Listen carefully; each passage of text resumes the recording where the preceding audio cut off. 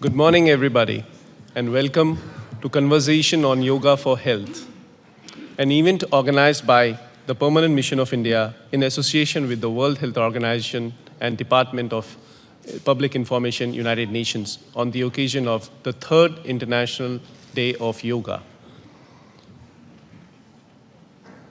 The United Nations endorsed the vision of Prime Minister Narendra Modi by adopting the resolution that proclaimed 21st June as the International Day of Yoga.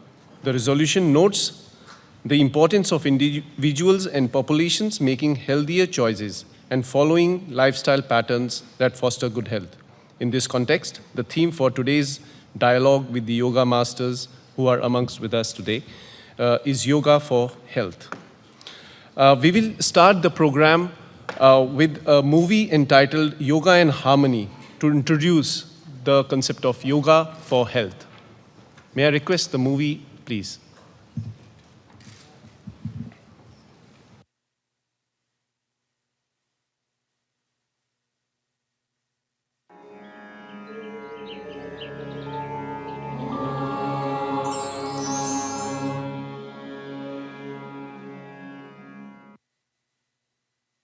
On 27 September 2014, India's Prime Minister Narendra Modi proposed an International Day of Yoga at the United Nations General Assembly.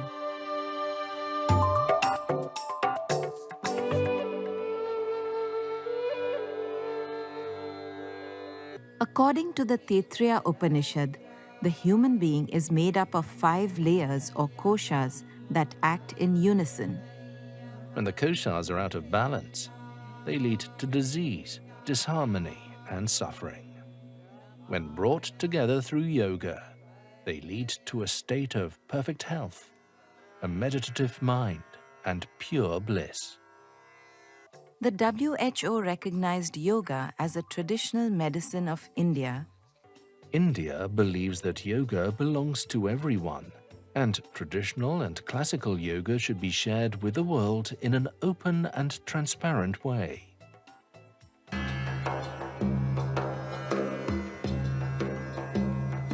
The benefits of yoga are now being recognized by science and mainstream medicine.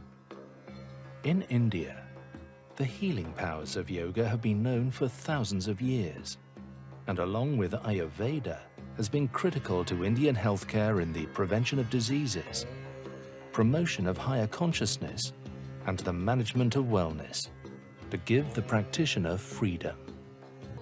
Yoga has been clinically proven to reduce anxiety, stress, and substantially affect and improve the activities of the brain and our genes. The practice of yoga brings about balance, well-being, happiness, and the freedom to live life fully. As more and more people take up yoga around the world today, we may actually see the beginning of a global shift in consciousness, leading to a more balanced and harmonious planet. Yoga practitioners become more conscious consumers, better human beings, more environmentally conscious, and good leaders. This is the power of yoga, and it can only be good for the world. On 11th December 2014, the United Nations passed a resolution making 21st June the International Day of Yoga. 177 nations co-sponsored the resolution, a record in UN history.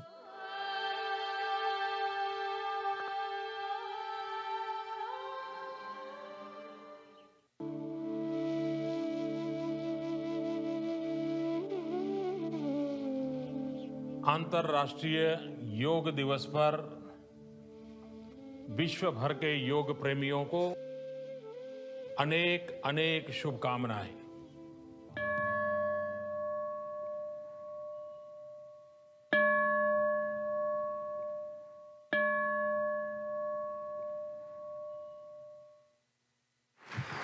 My next guest is Swami Sivananda, and he's doing a wonderful job because he's doing the yoga workshops in Austria.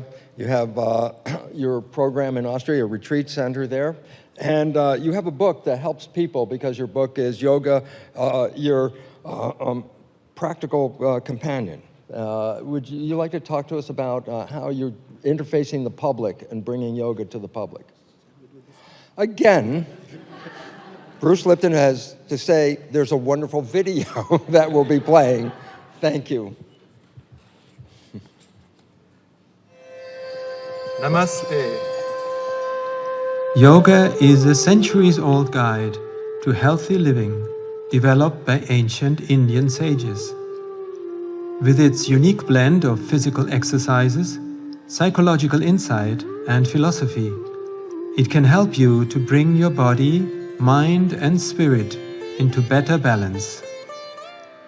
Yoga takes a holistic approach to life, enabling you to experience complete equilibrium inside and out. I have spent over 30 years of my life training yoga teachers in Europe, India, and the Americas, and I am greatly inspired to share a practical vision of peace which I have inherited from my teacher Swami Vishnudevananda, who started the first yoga teachers training course in the West in 1969. In the name of the Board of Directors of the International Sivananda Yoga Vedanta Centers, and in the name of thousands of peace-loving yoga practitioners worldwide, I am looking forward to share the great message of yoga at the United Nations in New York. Health is wealth. Peace of mind is happiness. Yoga shows the way.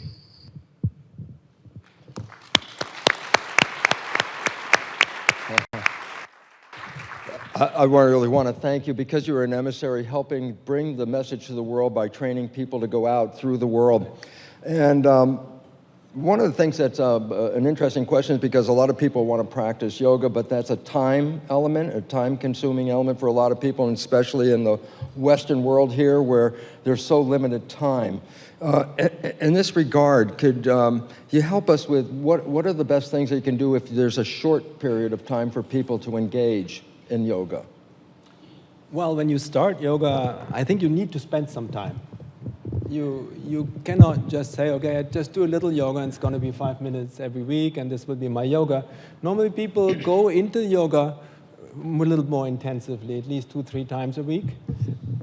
But then it will start to have an effect on them. It has an effect on body, mind, and spirit. And once that is settled, there is, everybody finds a certain maintenance practice, but I don't think less than half an hour will be possible, because once you start the half an hour, it feels so good, you make it 1 hour. So tell me then about your work of bringing this out to the world. You must have some feedback from all of the people you sent out. Could you give us some insight about what they're finding in their world?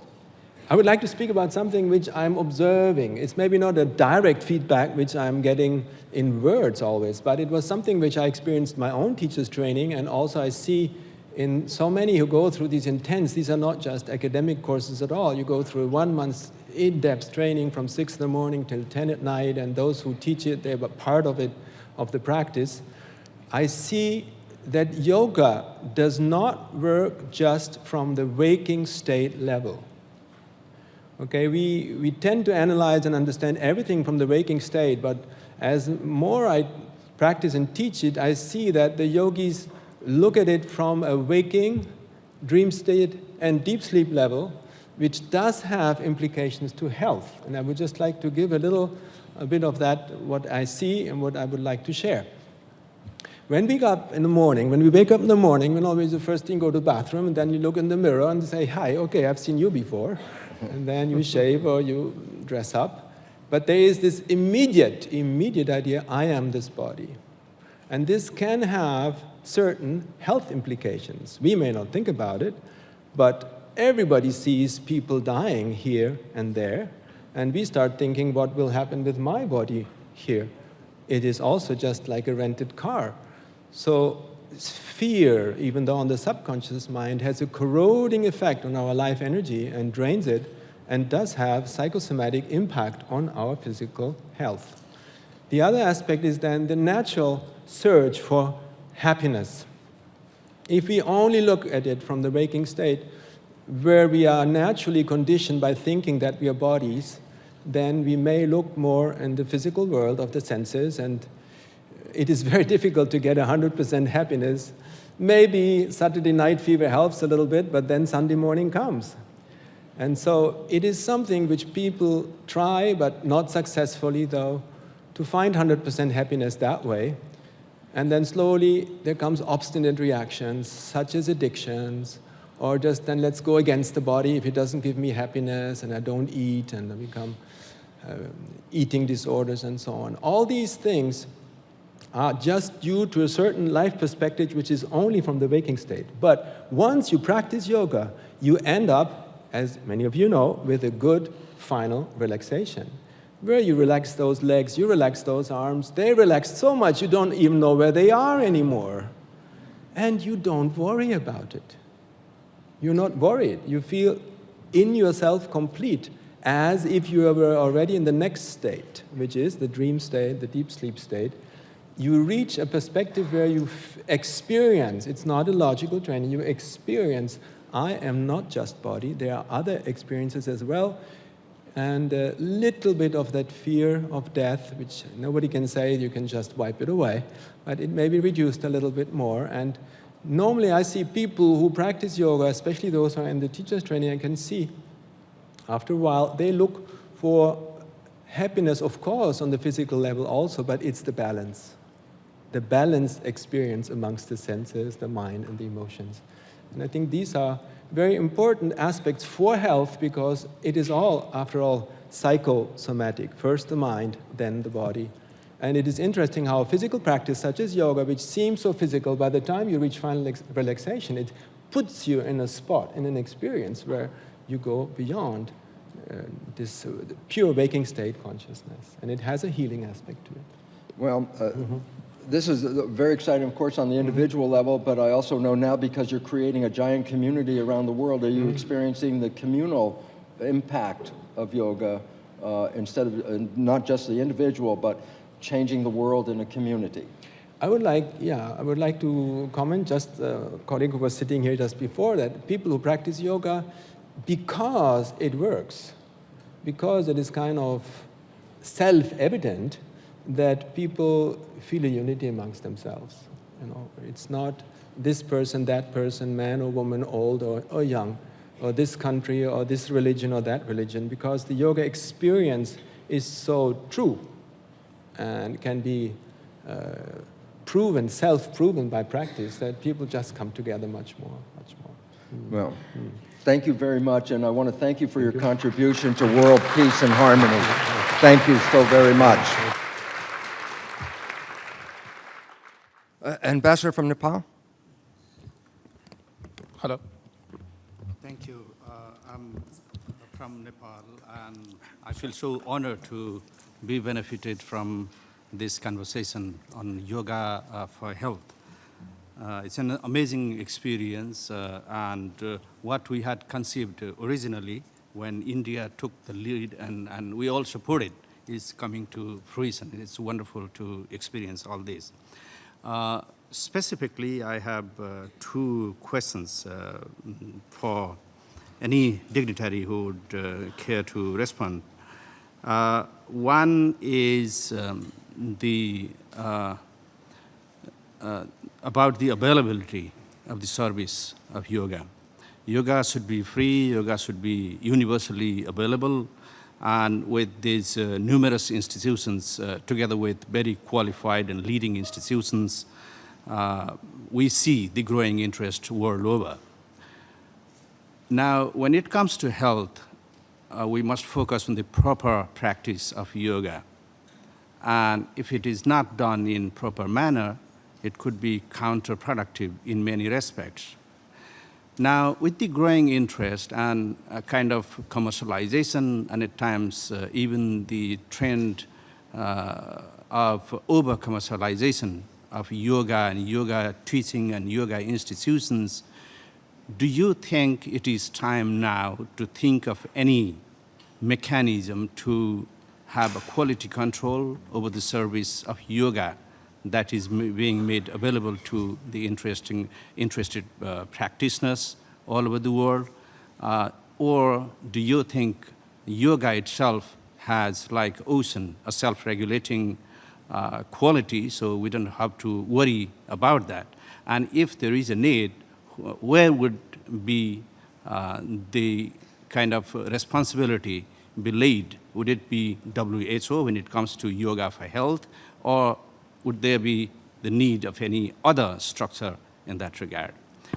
Training and how we bring yoga to the world. I think on the panel here, Swami Sivananda could help us best answer that, because as a trainer, you can offer insights on how you do that training. Your question was, sorry, is it on? Oh, yes. Hello? Hello? Hello? Okay. Is it okay? Okay. Well, yoga is already regulated in a number of countries. Spain. In Germany, it's the health insurances which are regulated. Quality Council of India has created a regulatory system. I think it is only natural, if yoga has become such a widespread phenomena, that the authorities of the country also take interest in it, not only interest, but try to help. Because what can an individual yoga teacher do? So it is good that there is some regulation, but I think the main important regulation is you must understand, as a yoga teacher, you take responsibility. You cannot just teach a little bit here and there. If you teach somebody, you have to be available for the person for a longer time on a regular basis. And when you encourage people to practice at home, there has to be a feedback. There has to be a... It's human, isn't it? So many, many things are regulated on the human level, because yoga doesn't start with diagnosis, even though therapeutic yoga now is on the advance, but there are limitations to therapeutic approaches to yoga. If you are a therapist, who are you meeting? Are you meeting a student or a patient? The psychological setup of a person who comes to a person saying, you are a therapist, help me, then your attitude is that of a patient. But yoga cannot be learned that way. Yoga has to be learned with the attitude of a student. So there has to be a certain openness, and there has to be a certain openness for guidance and for making little adjustments, and the teacher has to have the capacity to see what the student can do. And as I said, there has to be an ongoing relationship. That is on the ground level how regulation will work. No government regulation can substitute that. But we definitely agree that some regulation can be helpful. But putting all the yogis of the whole world into one system, I'm not so sure about it. Thank you. Thank you. Distinguished yogis, excellencies, friends and colleagues, this has been a most enlightening and inspiring session on how and why yoga works. The conversation today with such accomplished personalities has been most enriching. On behalf of the Permanent Mission of India, the World Health Organization, and the Department of Public Information of the United Nations, may I thank all the distinguished speakers for sharing their thoughts with us today as we discuss the benefits of yoga for health on this 3rd International Day of Yoga. And thank you all for joining us today. Thank you very much.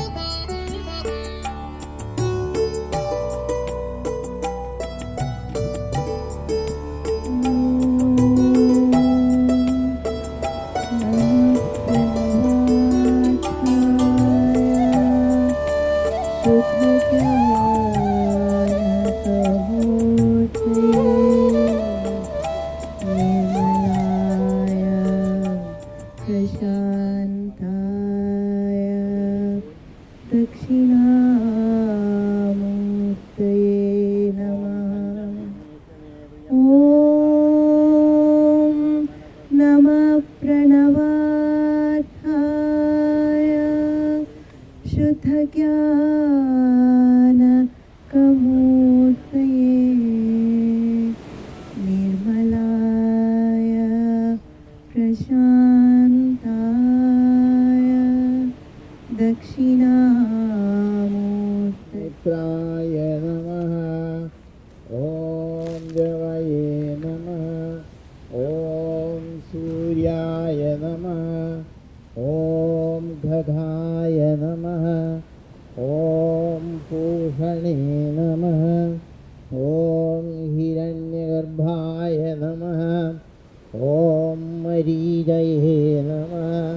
ॐ सावित्रे नमः। ॐ आदित्याय नमः। ॐ अर्काय नमः।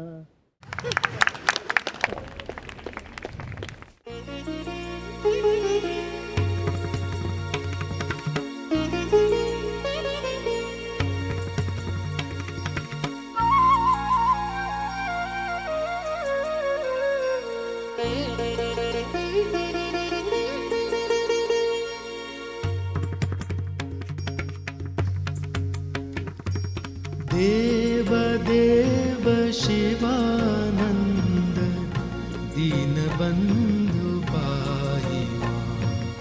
देव देव शिवानन्द दीनबन्धु पाहि मां।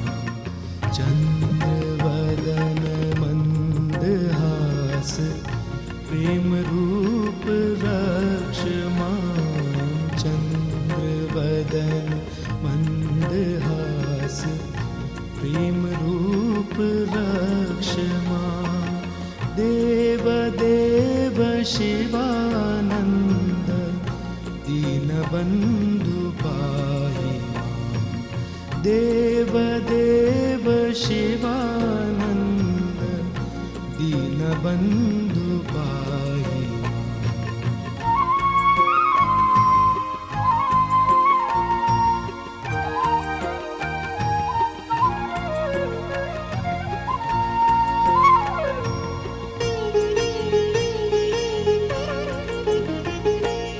मधुर गीत गान लोल ज्ञान रूप पाहि मां। मधुर गीत गान लोल ज्ञान रूप पाहि मां। समस्त लोक पूजनीय मोहनांग रक्ष मां। समस्त लोक पूजनीय मोहनांग रक्ष मां। देव देव शिवानन्द दीनबन्धु पाहि मां। देव देव शिवानन्द दीनबन्धु पाहि मां।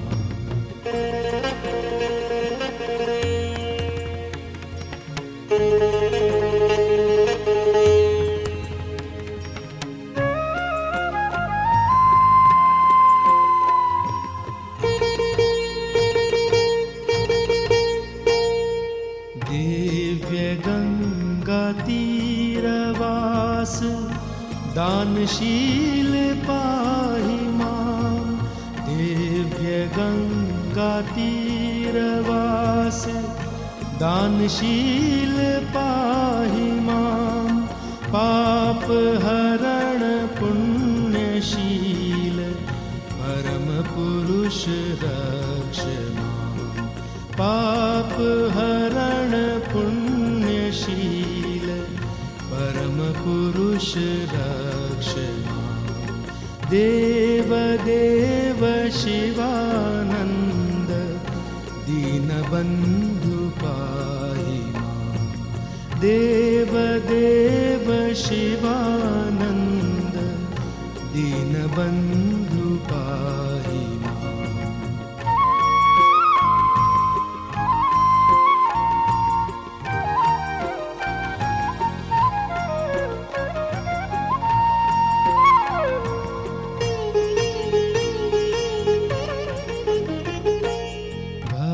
भक्तलोक हृदयवास स्वामीनाथ पाहि मां भक्तलोक हृदयवास स्वामीनाथ पाहि मां चित्स्वरूप चिदानंद